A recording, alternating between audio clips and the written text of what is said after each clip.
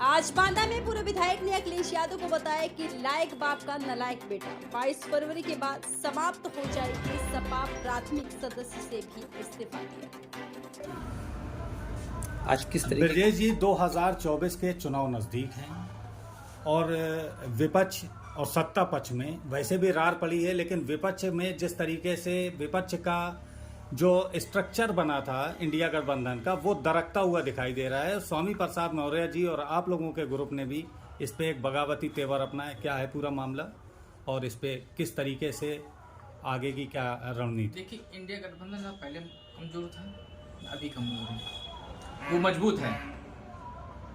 रही बात समाजवादी पार्टी की, तो हम लोग 14 जनवरी 2022 को समाजवादी पार्टी की सदस्यता लिए थे, इस उम्मीद के साथ में कि महापुरुषों के सपनों को पूरा कर पाएंगे।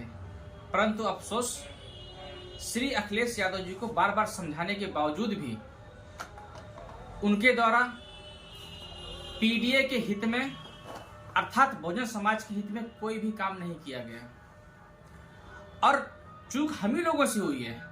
उस गलती को हम स्वीकार करते हैं। चूंकि हमें समझ जाना चाहिए था कि वो यादव परिवार से अर्थात बहुजन समाज से आते जरूर हैं, परंतु जब उनको शादी करनी है तो उन्हें समझना चाहिए। अगर वही शादी वो यादव परिवार में किए होते या किसी बहुजन समाज के अन्य समाज में किए होते तो कम से कम एक हमारा बहुजन समाज का परिवार और मजबूत होता। तो जिसके घर में स्वयं पीडीए नहीं है तो वो पीडीए की पीड़ा महसूस भी नहीं कर सकता है। श्री अखिलेश यादव जी एक राजा के बेटे हैं। स्वर्गीय श्री मुलायम सिंह यादव जी समाज के मसीहा हैं और रहेंगे। वो किसान के बेटा थे, पर अखिलेश यादव जी राजा के बेटा हैं और मुझे कहने में एक कतई संकोच नहीं है कि एक लायक बाप की नालायक औलाद। और इसीलिए हम लोगों ने 4-5 दिन पहले प्रयास किया कि अखिलेश यादव जी को पत्रों के माध्यम से समझाया जा सके, बताया जा सके कि सुधार कर लें अपने आप में, पर अब तक उन्होंने कोई वार्ता नहीं करी, कोई चिंता ही नहीं है, उनको कोई तड़पन ही नहीं है। इसीलिए आज मैं समाजवादी पार्टी की प्राथमिक सदस्यता से इस्तीफा देता हूं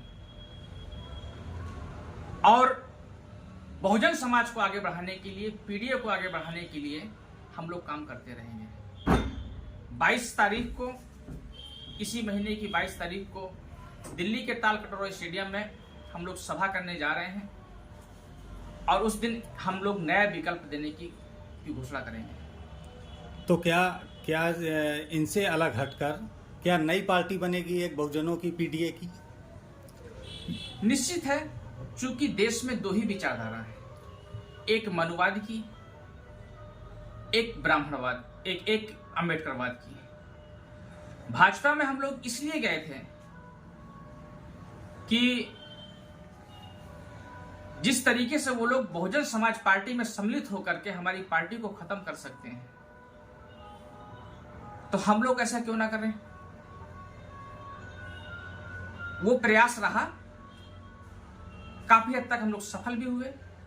उत्तर प्रदेश में जितनी सीटें भाजपा पहले जीती थी उससे कम जीती और समाजवादी पार्टी की सरकार भी बन गई होती अगर अखिलेश यादव जी सही टिकट वितरण किए होते, महापुरुषों के रास्ते पर चले होते, हम लोगों की बात माने होते, तो समाजवादी पार्टी की सरकार होती, अखिलेश यादव जी मुख्यमंत्री होते।